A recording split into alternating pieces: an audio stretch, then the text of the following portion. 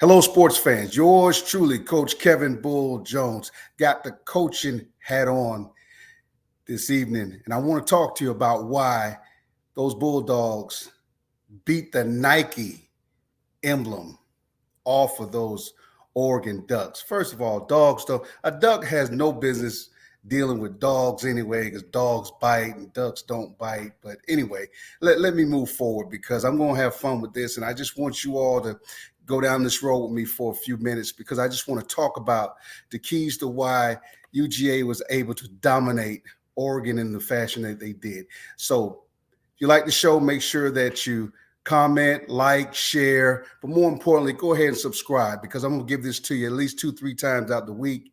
Be ready. So sit back, relax, and enjoy. All right. Georgia started off the season. First of all, let me say hats off to Coach Kirby Smart. You know, we as coaches have all these cliches we use. I mean, and everybody uses them. It's called coach talk. Finish. Finish the drill. Be tough. Play smart. Things such as that.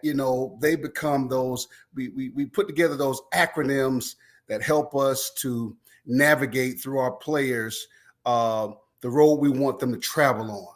That's a big thing for us coaches. One of the big things, of course, just do it, big team, little me, you put that on the t-shirt. Well, sports fans, I thought I saw something over the summer and I didn't really pay that much attention to it, but it revealed itself right before the game started. And I just fell out my chair. I was in a recliner, of course. So, I was a big fall. But anyway, hey, listen. Coach Kirby Smart, I salute you, brother. Nobody cares. Nobody cares. 2 words.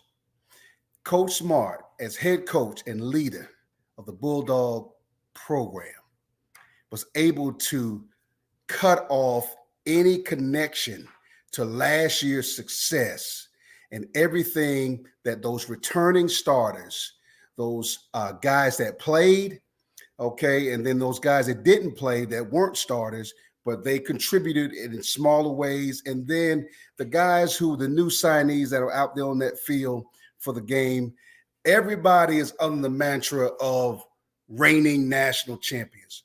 Coach Smart shut the door on it with the phrase, nobody cares. I mean, I just thought it was just the most genius thing I've heard because in his own way, he let the current players that were starters last year, the returning players at backup, as well as incoming freshmen that are on the team right now, he let all of them know, hey, last year is over with, and nobody cares that you won the national championship for the first time since Reagan was president. I think it was Reagan, might have been Carter, but I think it was Reagan. Okay.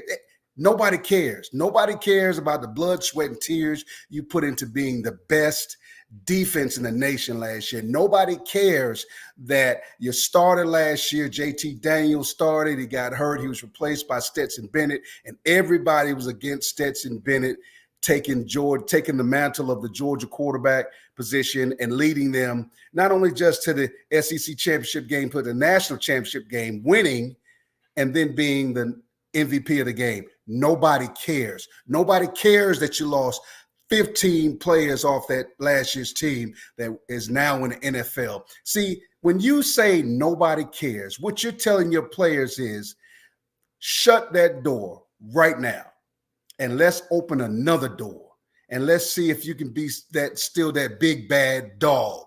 Okay, but you got to work for it. What happened last year is over with. Nobody cares. Nobody cares. Nobody cares. Okay, you can get counseling on it, whatever you want, but nobody cares. Nobody cares if you're preseason, top 5. Nobody cares if you SEC, first team. Nobody cares. Sports fans, dog fans, high school coaches, and some college coaches that do listen to my show. I know you're listening. I know who you are. And it's all good. We still a family. But listen, to be able to, I don't even think Coach Saban even came up with that phrase. So I just got to give it to you, Coach Smart. I salute you on that because what you did, you defined for your team. Do you know what kind of kids get upset when you tell them, hey, listen, I know you got a national championship ring. You was on the team last year. And yeah, you were out there for kickoff returns and punt returns and things of that nature.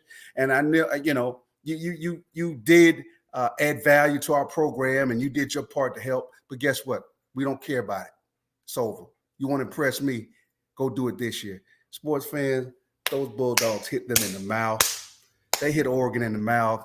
Knocked the Nike sign off. I think it's somewhere on Peachtree Road somewhere. You know how long Peachtree Road is. Maybe they left it at Dragon Calm. I don't know. I mean, over 7,000 people came from Oregon. And, I mean, we welcome you all to the town and the city. We're glad you came. Hopefully you got a chance to see the College Football Hall of Fame and some other things here in the Metro Atlanta area. But Atlanta just lit up, But you all had to take that L. Don't come past Mississippi River again for a football game, especially down south, Oregon. Just not yet. You're not ready. You got 21 new transfers in there, and they're not used to playing together. Hats off to Dan Lanning. I'm telling you something, Dan Lanning.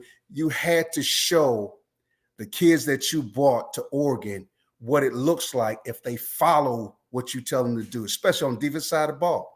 I mean, hats off to what Coach Smart and they gave you the chance to do for the defense when you were here, but you recruited those guys who went upside you all's head in the game, and it was just amazing to watch. So I'm just going to give you 3 quick points on what happened and why it happened.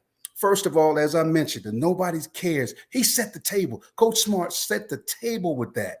Oh, my gosh. Okay, I know I got to move forward, but that is just, as a coach, that is just so creative because that's exactly what Georgia said. Listen, okay, we're going to prove to you.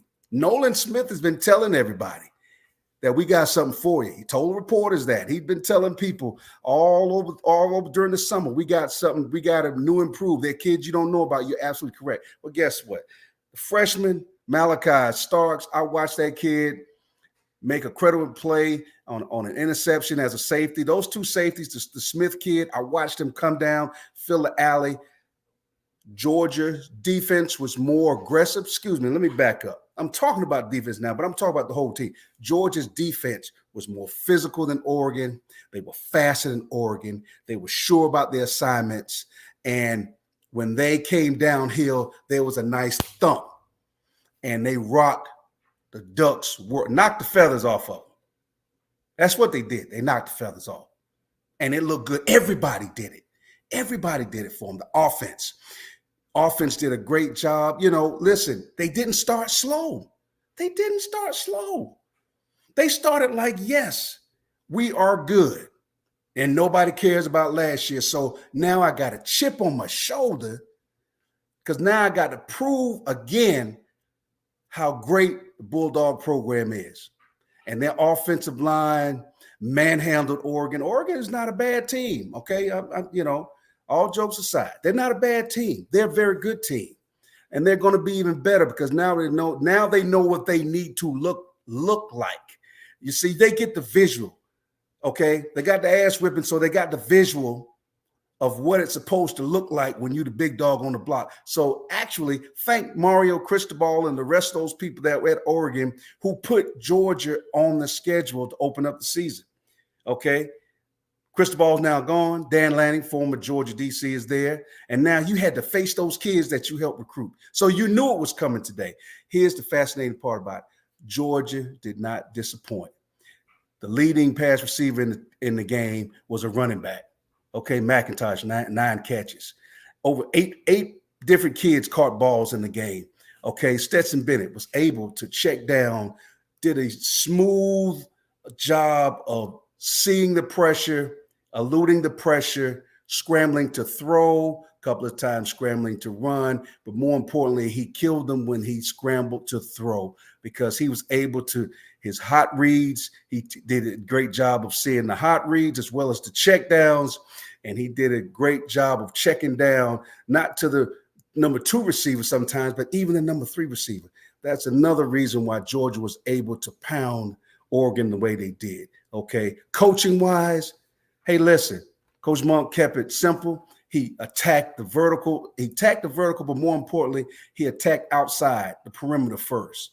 And that was one place that Georgia did a great job of perimeter blocking.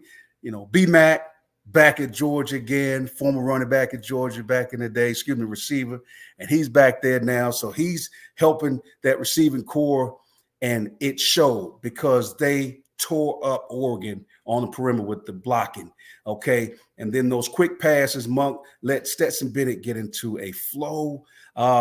13 personnel, one running back, 3 tight ends. That's vicious. I don't know how anybody's going to be able to deal with that 3-headed monster, okay? Because those 3 tight ends that they use, all those guys can catch, all those guys can block. Gilbert is going to find his way into the way things work at Georgia. He did give great effort when he was in there, got a holding call one time. So did Washington. But watching Washington catch a ball and hurdle somebody, they had a chip on their shoulder. The table was set by the head coach. Once again, if you never read the book of Sun Tzu, The Art of War, the battle was won before it even started down at Mercedes-Benz Stadium. The battle was won because Georgia, their head coach, decided, we don't care. Nobody cares about what you did. You got to prove everything all over again. And guess what? Ding, ding, ding. Those guys answered the bell. Okay, coaching. Okay, defensive play, offensive play, the turnover battle. Georgia did a great job with 2 picks. The Smith kid had 1, as well as the Malachi Starks kid. Sensational play on a deep vertical pass. And here's what I want to say that was so impressive. Everybody thought that Georgia was going to come out and run the ball. It came out throwing the ball. Okay, Stetson Bennett, almost 400 yards of passing. Goodness gracious, come on. I mean, that was just a great flow. And then the part that I loved about it, and for those of you all that watched the end of the game, you watch Kirby Smart. When the number 2s and number 3s got into the game, the coaching intensified by Coach Smart and those guys on the sideline. Well, Coach Smart going to do it anyway, okay? But it's just watching him reminds me of back in the day, coaching at Lovejoy High School, we're blowing people out by 50, 60, and 70. And when I decided, okay, it's time for the backups on defense to go in, here was what I told sports fans. Your mama paid the money to watch you play in the game. Now, you get a chance to play. We're up on the lead. You're a 3rd stringer, maybe even a 4th stringer.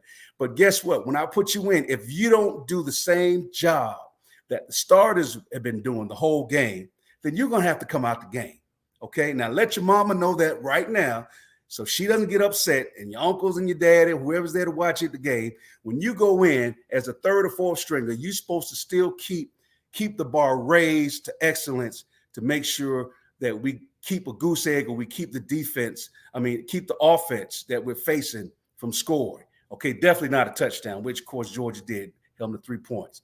Okay, that's what I believe in. That's what those who know me know. That's what we wanted to do. And that's how we did it, But this is about what Kirby Smart and the Georgia Bulldogs were able to start their season off with. Hey, listen, cream rises to the top. So impressed by how they handled going down to Mercedes-Benz and letting everybody know that, guess what? You're right. Our boss, our leader, Coach Smart, said nobody cares about what we did last year. Guess what? We got something for you. I tell you right now, I think it's going to end up being a great season for the Bulldogs. And that's why I don't like to do all these prognostications about the beginning of the season, because the coach in me wants to just play the game and let's go from there. Okay, it's too easy to think about who you think is going to win. But when it's time for the whistle to blow and the butter from the duck, that means you got to run full speed, run downfield, and have a collision with somebody. That's when you can determine if you're a man or a mouse. Guess what? Georgia Bulldogs, all man. All right. They knocked the Nike emblem off of Oregon. I said it. Okay. They knocked it off of them. Oregon's going to learn from it. Bo Nix. Hey, listen, Bo Nix could do what he tried to do, but it didn't help. It wasn't going to help because The battle had already been won, and I mean that. And if you coaches and you read that book, you understand what I'm talking about. The preparation, the mental capacity of what it takes to be successful. That's what Kirby Smart and his football staff was able to pour through them players. And guess what? When all the talk about Jalen Carter, him being one of the top players in it, yes, he is. He's a top 10 draft pick. Guess what, sports fan? He had one tackle. He had one tackle. Nolan Smith had 2 tackles. Okay, those both be top 10 draft picks. So guess what? The leading tacklers in the game was a freshman, Malachi Starks, and the second leading tackler was Christopher Smith, the other safety. Now that tells you how great of a team Georgia is this year, and they're going to prove it again to everybody else. I enjoyed the game. More to come from the Bulldogs. Much love to the work they put in. Coaches, sports fans, give it up for the Bulldogs because they say, listen, y'all keep playing with us. We got something for you. Hey, if you enjoyed the show, make sure that you subscribe because I'm going to have fun with this fall. We're going to have some fun. All right, get your minds right because I'm coming at you twice a week. Okay? Like and comment. I appreciate you watching. Coach One Sports, yours truly, Coach Kevin Bull Jones, and we'll see you later.